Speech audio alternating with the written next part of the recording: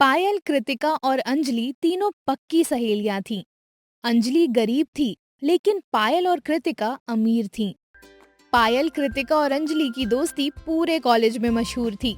तीनों की दोस्ती के बीच अमीरी और गरीबी की कोई दीवार नहीं थी। तीनों एक साथ एक बेंच पर बैठकर क्लास अटेंड करती।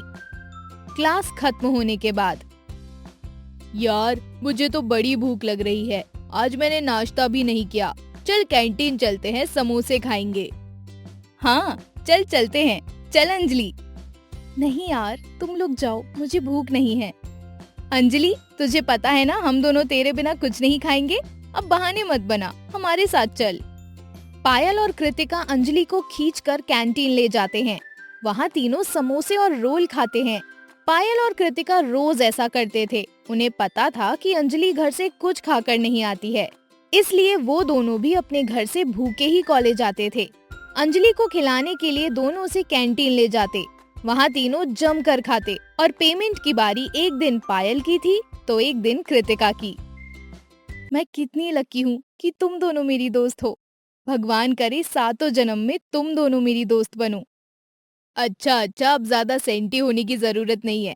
हमारी परीक्षा नजदीक आ रही है। तूने नोट्स तो बनाए होंगे ना?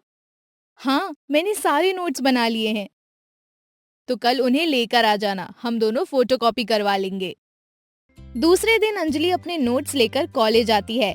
पायल और कृतिका उसके नोट्स की फोटोकॉपी कर लेते हैं। तीनों परीक्षा की तैयारी करने लगते हैं। कुछ दिनों बाद स्कूल की परीक्षा शुरू हो जाती है। अंजलि पायल और कृतिका की खूब मदद करती है। परीक्षा खत्म होने के बाद तीनों अपने घर चली जाती हैं। परीक्षा होने के कुछ महीनों बाद एक दिन कृतिका ने पायल को फोन किया। हेलो पायल। हेलो कृतिका, कैसी है तू? मैं ठीक हूँ यार, कितने दिन हो गए हमें एक दूसरे से मिले ही नहीं। हाँ यार, हम तीनों कॉलेज में कितनी मस्ती करते थे। चल अंजलि को कॉन्फ्रेंस कॉल में लेते हैं, फिर तीनों ढेर सारी बातें करेंगे। लेकिन हमारे पास तो उसका फोन नंबर ही नहीं है। कोई बात नहीं, हम उसके घर चलते हैं, उससे मिल भी लेंगे और ढेर सारी बातें भी हो जाएंगी। लेकिन हम उसके घर कैसे जाएंगे? हमने तो उसका घर देखा ही नहीं है। अंजलि का आई कार्ड अभी भी मेरे पास रखा है, उसमें उसके घर का एड्रेस है। पायल अंजलि के आई कार्ड से उसका पता निकालकर अपने मोबाइल फोन में सेव कर लेती है। पायल और कृतिका दोनों आपस में बात करके एक शाम अंजलि के घर जाते हैं। अंजलि अपनी माँ नीलम और भाई रवि के लिए चाय बना रही थी। तभी उसके घर के सामने एक बड़ी और चमचमाती गाड़ी आकर रुकी। अंजलि की माँ और भाई ने खिड़की से देखा। ओ, हमारे मोहल्ले में इतनी महंगी गाड़ी से कौन आया है? पता नहीं कौन है माँ, पर ये गाड़ी हमारे घर के बाहर क्यों रुकी है? लगता है कहीं कोई गलती से इधर का रास्ता भटक गया है। नीलम और रवि ने देखा कि गाड़ी से दो लड़कियां बाहर निकली और वे दोनों उनके ही घर की तरफ बढ़ रही थीं। ये दोनों तो हमारे ही घर की तरफ आ रही हैं। आने दो, किसी का पता पूछने आ रही होंगी। आप लोग कौन हैं? अंजलि यहीं रहती है। अंजलि यहीं रहती है, पर आप दोनों कौन हैं? हम दोनों अंजलि की सहेलियां हैं। मैं, कृतिका और अंजलि कॉलेज में एक साथ ही पढ़ते हैं। कॉलेज खत्म होने के बाद हम तीनों कभी मिले ही नहीं। आज हमारा मन हुआ कि हम अंजलि से मिलकर पुरानी यादें ताजा करें, इसलिए यहाँ चले आए। आओ, आप लोग यहाँ बैठो, मैं अभी अंजलि को बुलाता हूँ। पायल और कृतिका अंदर आती हैं। अंजलि के घर में मेहमानों के लिए बैठने के लिए सोफा नहीं था, सिर्फ प्लास्टिक की कुछ कुर्सी ही थी, वो भी टूटी हुई। एक कुर्सी पर नीलम बैठी हुई थी। पायल और कृतिका ने नीलम के पैर छूकर उसका आशीर्वाद लिया। अंजलि! आई। तभी अंजलि की नजर पायल और कृतिका पर पड़ती है। अरे पायल और कृतिका, तुम दोनों अचानक यहाँ? बस तेरी याद आई और हम दोनों यहाँ आ गए। और तुझे बताते कैसे, तेरा मोबाइल नंबर ही नहीं है हमारे पास।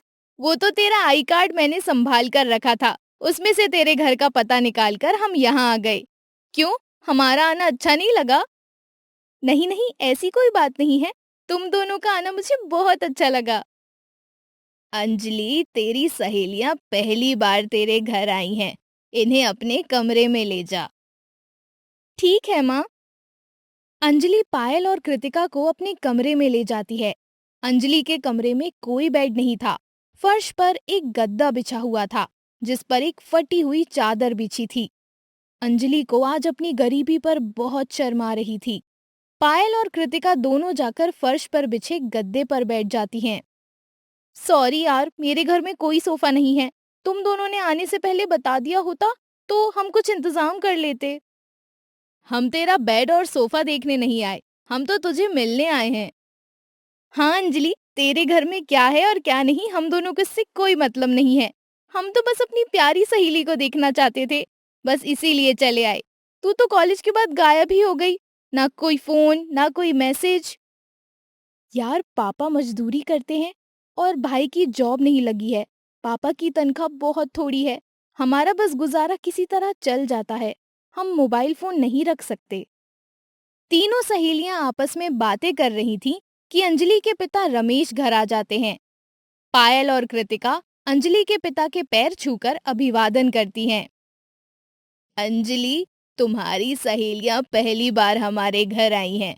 इनके लिए कुछ अच्छा बना लो, मैं भी तुम्हारी मदद करती हूँ। नहीं नहीं आंटी जी, अंजलि की मदद करने के लिए हम हैं ना। तीनों सहेलियां रसोई में चली जाती हैं। रसोई में टूटी हुई चाय के कप रखे हुए थे। उसी में अंजलि अपने पिता को चाय देती है। आज अंजलि को अपनी गरीबी पर बहुत गुस्सा आ रहा था। चाय देकर वापस जब रसोई में आती है तो देखती है पायल और कृतिका सब्जी काट रही हैं। अरे तुम दोनों ये क्या कर रही हो? रवि अभी पनीर लाने जा रहा है, आज पनीर की सब्जी बनेगी। रवि पनीर लाता है। अंजलि रात के खाने में पनीर की सब्जी और चावल बनाती हैं। वाह अंजलि, तेरे हाथ का खाना खाकर तो मजा ही आ गया। तेरे आगे तो बड़े बड़े शेफ भी फेल हैं। हाँ यार, तू तो कमाल का खाना बनाती है।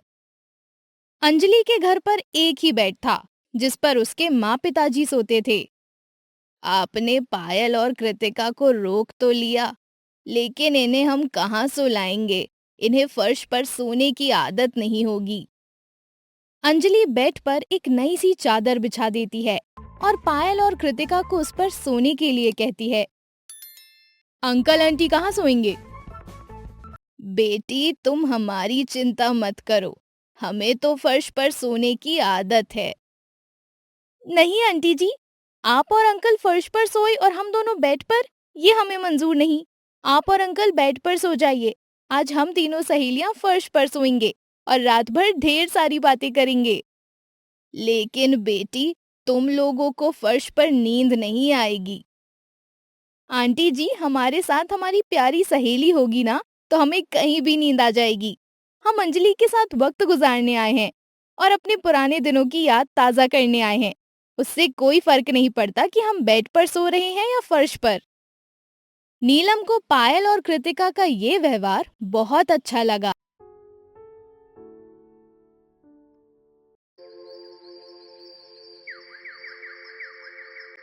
अंकल, हम दोनों पैसे से अमीर जरूर हैं, पर आप लोग दिल से अमीर हैं। आप हमारे लिए अपना बेड छोड़ने को तैयार हो गए। घर आए मेहमान का आदर सत्कार कैसे करना चाहिए, इस बात का ज्ञान तो बड़े बड़े पैसे वालों को भी नहीं होता। आज हम दोनों को यहाँ आकर जितने अपनेपन का एहसास हुआ है, उतना बड़ी बड़ी पार्टियों में जाकर भी नहीं होता। जाने से पहले पायल ने रमेश से कहा, अंकल, मेरे पापा को अपने बिजनेस के लिए मैनेजर की जरूरत है और मुझे लगता है रवि से अच्छा और कोई नहीं हो सकता। आप रवि को अभी मेरे साथ घर भेज दीजिए। पायल रवि को अपने साथ घर ले जाती है और अपने पापा से कहकर उसे मैनेजर की पोस्ट दिला देती है। इस तरह अंजलि की गरीबी भी दूर हो जाती है।